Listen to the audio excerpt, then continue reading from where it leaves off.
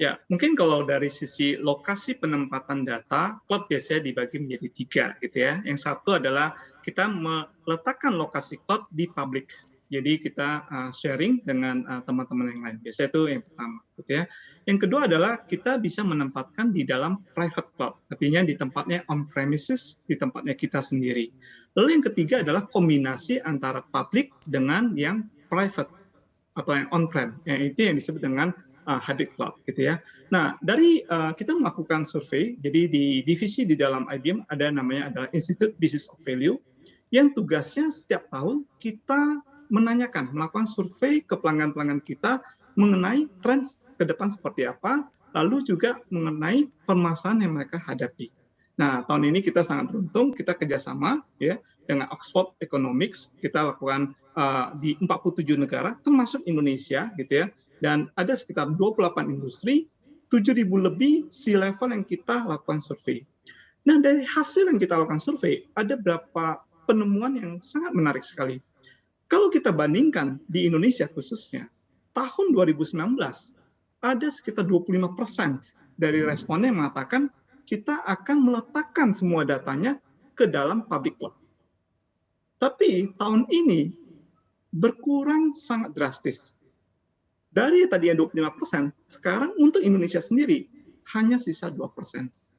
Hanya sisa 2% yang akan meletakkan datanya solely hanya di public cloud. Sisanya kemana? Hampir 90% lebih akan meletakkan di hybrid cloud. Kenapa demikian? Karena makin banyak kesadaran adalah public cloud bukan jawaban semua dari permasalahannya. Dan ini baik lagi adalah filosofi dari cloud-nya sendiri. Dan saya selalu mengatakan adalah menggunakan akronim dari cloud-nya sendiri. Kalau kita lihat akronim dari cloud adalah ada C-nya. C-nya kita bicara adalah bicara cost efektif. Nah, ini ada kegunaan yang sangat penting dari segi cloud, yaitu cost efektif. Yang tadinya semua server, perangkat keras, yang harus kita beli, dengan kita punya cloud, punya kesempatan untuk sewa. Jadi C yang pertama adalah cost efektif, kita tidak perlu mengalokasikan capex-nya kita langsung di satu tempat atau di saat di awal, tapi kita bisa sistem sewa. Itu yang pertama. Yang kedua adalah kita bicara tentang L, yaitu lead capacity.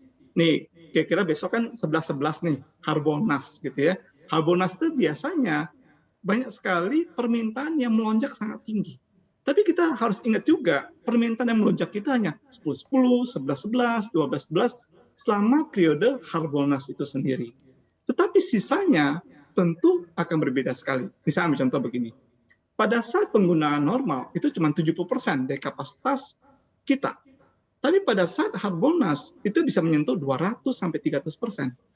Pertanyaannya adalah apakah kita akan mengalokasikan storage kita, server kita, tempat penyimpanan dan sebagainya di level mana? Tentu kalau kita bicara, kalau kita tidak menggunakan teknologi cloud, kita akan punya challenge. Tapi dengan punya teknologi cloud, itu ada namanya burst capacity, kita bisa pinjam, bisa sewa, hanya cukup sehari selama Harbolnas itu untuk menutupi kebutuhan kita, misalnya 300%. Pada saat nanti Harbolnasnya sudah berakhir, kita bisa menurunkan kembali kapasitasnya sesuai dengan keinginan kita. Lalu singkatannya ada O online, definitely perlu internet gitu ya. Lalu U adalah U focus, di mana banyak sekali pemain sekarang ini bisa lebih fokus terhadap bisnisnya, U focus. Contohnya pada saat e-commerce, mereka bisnis fokus dalam bisnisnya mereka. Sedangkan terkait IT, data center dan sebagainya, mereka bisa serahkan ke ahlinya, misalnya ke cloud provider. Lalu yang terakhir adalah yang paling penting menurut saya adalah deliver anywhere. Nah, deliver anywhere adalah bagaimana kita punya kesempatan tidak hanya terpaku pada satu jenis cloud-nya saja, tapi kita bisa pindahkan dari satu tempat ke tempat yang lain. Jadi itu adalah menurut saya kegunaan dari cloud itu sendiri, cost efektif, lead capacity, online, you focus, and delivery anywhere. Kira-kira begitu, Oke, Iva. jangan lupa unduh aplikasi CNBC Indonesia di Google Play Store dan App Store untuk ikuti terus perkembangan terkini terkait berita ekonomi dan bisnis.